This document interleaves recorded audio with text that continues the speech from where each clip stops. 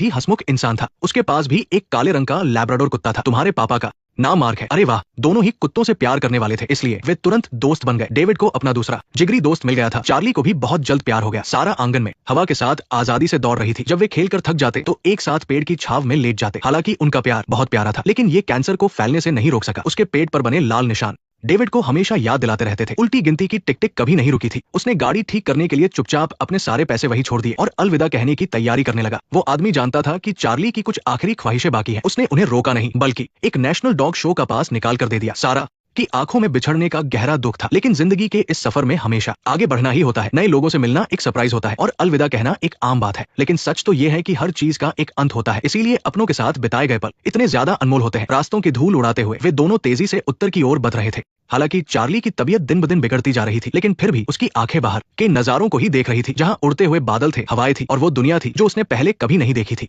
Dog show में पहुंचने पर उन्हें चारों तरफ बहुत शोर सुनाई दिया। डेविड तो बस चार्ली को मजे कराने के लिए लाया था, लेकिन स्टाफ ने उन्हें गलती से प्रतियोगी समझ लिया और इस तरह वो कंफ्यूज होकर प्रतियोगियों की सीट पर बैठ गया। जल्द ही मुकाबला शुरू हो गया। बाकी कुत्ते रास्ते की रुकावटों के बीच बहुत ही तेजी और सफाई से कूद रहे थे, जिसे देखकर दर्शक जोर जोर से तालियां बजा रहे थे। लेकिन जब चार्ली की बारी आई तो वो डॉग फूड की फोटो की तरफ कूद पड़ा। लोगों की चुभने वाली हंसी और उनके ताने सुई की तरह डेविड के दिल में चुभ रहे थे। वो सबको ये साबित करना चाहता था कि चार्ली सबसे बेहतरीन कुत्ता है। खाना है तो खाना है, सोना है तो सोना है। क्या तुम्हें ये बात समझ आ गई? आज के बाद तुम्हें कुछ करने की जरूरत नहीं है। डेविड धीरे से एक तरफ गया। वो वहां मौजूद हर इंसान को ये समझाना चाहता था कि एक कुत्ता अच्छा है या नहीं, ये कभी भी फालतू की ट्रिक्स पर निर्भर नहीं करता और नहीं इसे साबित करने के लिए किसी इनाम या रैंकिंग की जरूरत होती है। असल में जो चीज दिल को छू जाती है वो है उनकी आत्मा से जुड़ी वफादारी और कभी साथ न छोड़ने का वादा। मुश्किल वक्त में अपनी पूरी ताकत से हिफाजत करना और बुरे दौर में साई की तरह साथ निभाना ही सच्चा प्यार है। चाहे अच्छी सेहत हो या फिर कोई बीमारी, सुख हो या दुख, वे हमेशा अपने मालिक को ही अपनी पूरी दुनिया मानते हैं। बिल्कुल चार्ली और डेविड के रिश्ते की तरह। बिना किसी ट्रेनिंग के भी चार्ली ने अपनी पूरी जिंदगी अपने मालिक के नाम कर दी, जो सबसे पवित्र रिश्ता है। ये प्यार किसी भी और चीज से